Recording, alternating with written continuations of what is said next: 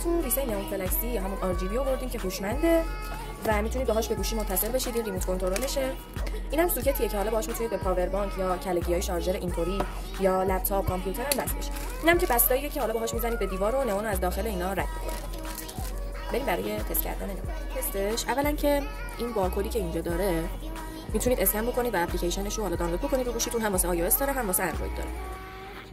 این مدل مولتی کالرشه که حالا رنگ بندی داره، خودش با رنگ بندی میاد. روی کنترلر 3 تا رنگ اصلی داره، قرمزو داره، سبز و آبی و یه دونه دکمه داره که میتونید باهاش رنگ‌های مختلفو هر بار که روش میزنید رنگ‌های مختلفو براتون میاره.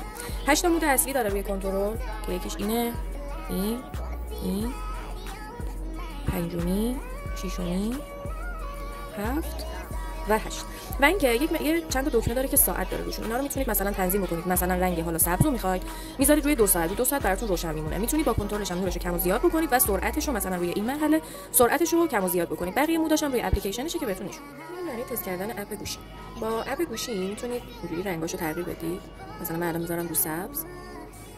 رنگ‌های مختلف، یه سری رنگ‌های اصلی هم داره که حالا میتونید اینا رو بزنید. میریم برای گزینه بعدی. گزینه بعدی قسمت مودشه. خیلی مودای مختلفی داره که حالا میتونید با این تغییر دادن این گزینه‌ها موداش هم تغییر بدید. این فقط گزینه بیسیکشه البته. میایم توی اوپنینگش اینطوریه. توی این قسمت براتون سرعتش هم نشون میدم. یه گزینه داری توی گوشی که نوشته SPE. اینجا میتونید سرعت رو زیاد کنید. نگاه کنید. حالا رنگو براتون عوض میکنه. نورش هم که میتونید کم و زیاد بکنید با گزینه لایتش.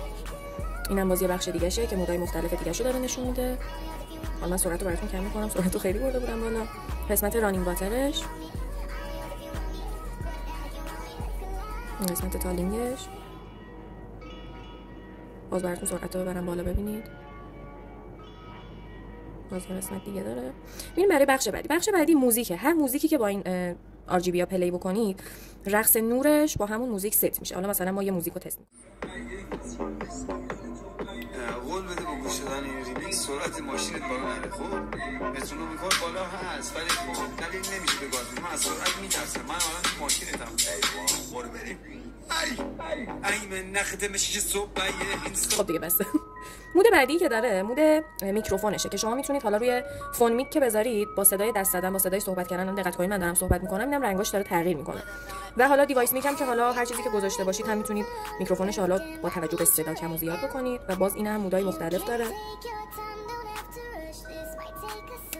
چون حرف نمیزنم اسم میکنم نمیاد. اینم اسکرولشه. مود دیگه هم داره که برای تنظیم کردن اینه که حالا چه ساعتی دوست دارید روشن بشه، چه ساعتی خاموش بشه یا چه روزی از هفته براتون روشن بشه. اینجا گزینه روزا رو داره براتون. اولین گزینه برای روشن بودنشه، دومین گزینه برای خاموش شدنشه. مثلا میتونید بزنید روی این ساعت و بذارید مثلا ساعت 1 بعد از ظهر براتون روشن بشه و ساعت 4 بعد از ظهر به فرض خاموش بشه. مثلا برای تایمایی که میخواید بخوابید ممکنه یه وقت یادتون بره چراغو خاموش کنید خیلی خوبه.